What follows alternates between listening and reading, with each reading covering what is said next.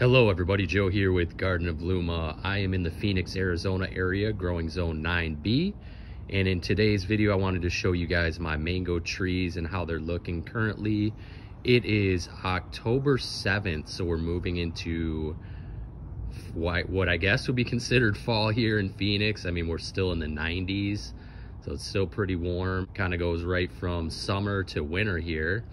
But here is my Gary mango, my carry in the container there, and my kit, kind of hard to see because of the sugar apple. You can see how massive the sugar apple has gotten in the container behind it.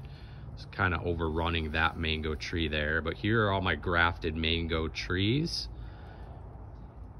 And I had a really good crop of mangoes this year. It was a good season for mangoes. I'd say I had around 5 on each grafted tree. So about 5 Garys, 5 carries, 5 kits, somewhere in there, maybe a little bit more. Doesn't seem like a whole lot, but for my family, it's sufficient. Over here is my Ida Maraca mango tree, and you can see it's quite larger than my grafted mango trees that I have, because this one was grown from seed, and so it does grow a little bit more vigorously than the grafted mango trees do, and I've done previous videos talking about that.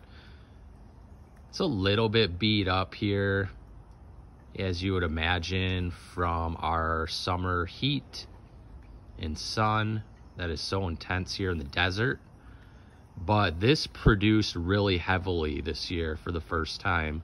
I had some fruit on it before, but it cropped. I probably had about 50 mangoes off this tree, and I will take you inside here in a minute to show you the last of the crop here.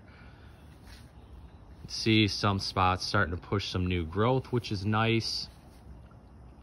One thing about these mango trees, and you could see kind of how small the grafted mango trees were, is that they really don't grow a whole lot when you have fruit on them here in Phoenix. So it can be a good idea for the grafted trees to just let them grow for several years before you allow them to fruit. That's one thing too about this seedling tree, is it doesn't produce for like 5 to 6 years. So it's only focused on growth, and that's all you have to really worry about during that time period. Whereas the grafted mangoes, you're really excited about getting fruit, and so you want to let them fruit as soon as possible, but that's not always the best thing for the trees here in our area. All right, let me take you inside and show you some of the fruit off of this Ida Maraca tree. These are my Ida Maraca mangoes grown from a seedling tree that I'll show you here in a minute. All right, so I'm gonna cut one of these open for you guys. Again, this is my Ida Maraca mango. This tree was very productive this year. It is like about 6 years old right now. And so I'm finally starting to get really good crops off of the tree. Again, the tree was grown from seed. And these are really tiny mangoes, as you can see in my hand here. So you have to eat like two or three of these to really get a decent amount of fruit.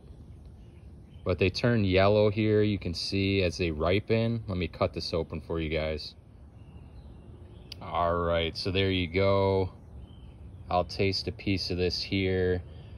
One thing about these, they are a little bit more fibrous than a few of my other mangoes, which I don't really prefer, but still not too bad.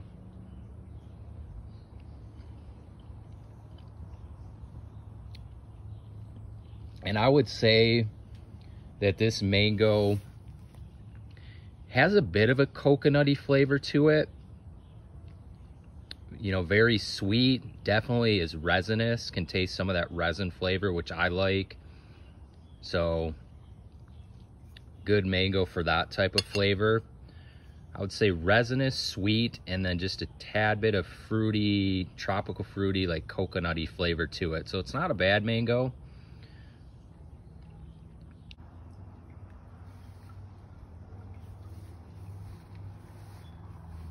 So there you go. That's just a quick update on my mango trees. Check me out at gardenofluma.com for more tips on gardening and growing fruit trees, especially in hot, dry climates. Thanks for watching.